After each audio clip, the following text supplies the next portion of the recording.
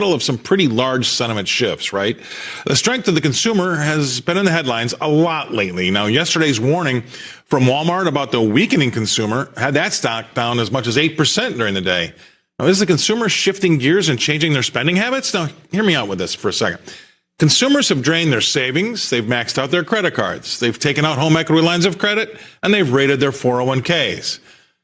But the airlines, they've never been busier, and hotels are also very busy, but not the retailers. From grocery stores to luxury goods, retailers are warning about the consumer. But is the consumer just simply shifting the spending habits? No, they don't want things anymore. Now they want experiences. And with housing out of reach, they've ditched the idea of saving and are blowing it all on airline tickets and hotels and luxury places. That's what I think, right? Now, my next guest spends a lot of time in luxury places. Please welcome into the show, Mike Lee. Mike, totally not scientific, just my opinion, but they're still spending, and it just seems like they're spending on different stuff. What do you think? Man, well, I just crisscrossed the East Coast this week for a bunch of work travel. Atlanta, like you can barely walk through the airport, right? So it's, yes, people are still traveling. I think that's a lot of work related. And if you think, I basically didn't travel for work for over 2 years, and now, we're making up for it. And it's only really been since the end of 2022 that I've been back to like what would be considered a normal travel schedule for me. I think there's a lot of the same.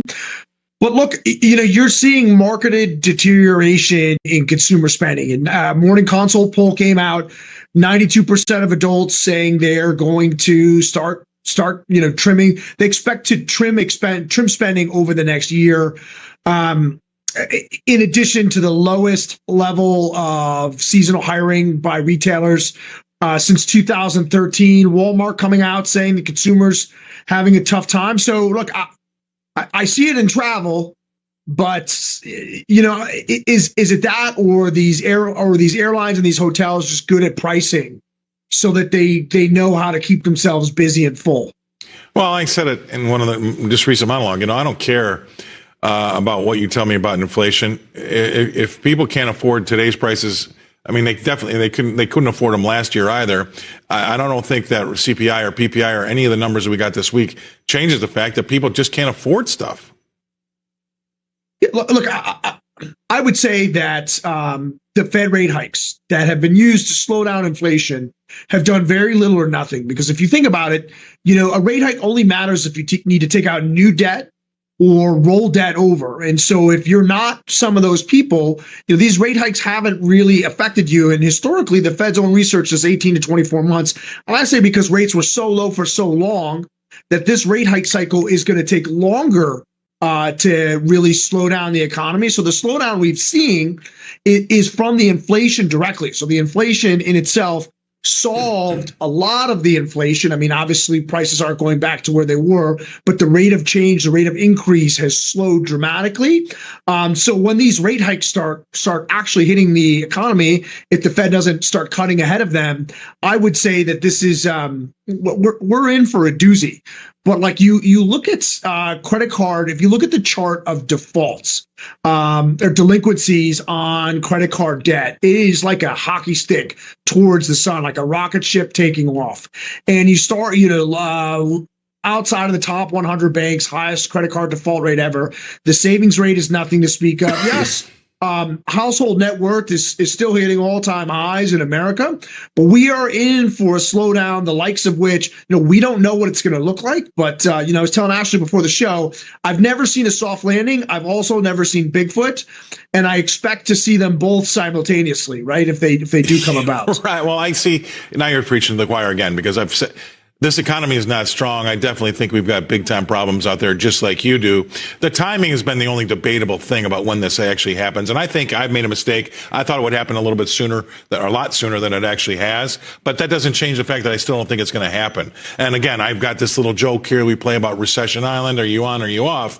I'm getting trolled heavily right now on social media by people saying there's no such thing as recession. Your island is fake. Get with the program. But you know what? I just can't say to folks, this is a market you want to get behind right now after we saw the rallies that we've seen the last few weeks.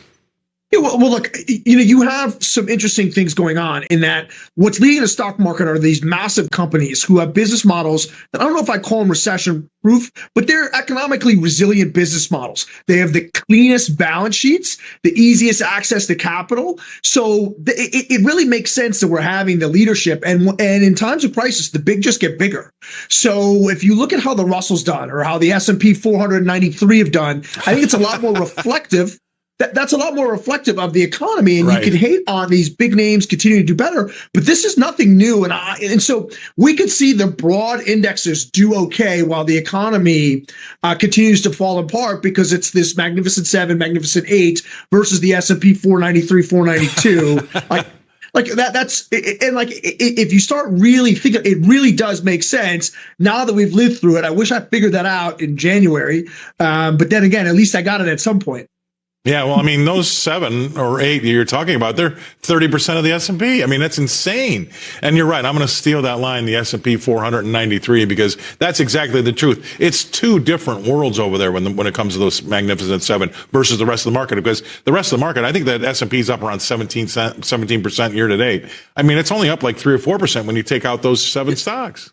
Yeah, well, and like realistically, like it's reflective of a deteriorating economy that you have such the leadership. Okay, the leadership, all the money flocking to it, all the profit growth, a tremendous amount of the earnings growth this quarter for the entire S&P 500 is going to come from NVIDIA on Tuesday. Right. And so when you have certain businesses that are, again, not recession proof, but tremendously economically resilient. Awesome. And so it's the two things can be can coincide and happen at the same time, where you have a pretty bad economy and you have a good overall stock market because these businesses are spectacular. That's called Barack Obama 2.0. Thank you very much for being on, Mike Lee. He's coming to us from Florida. All right, now you know I've got my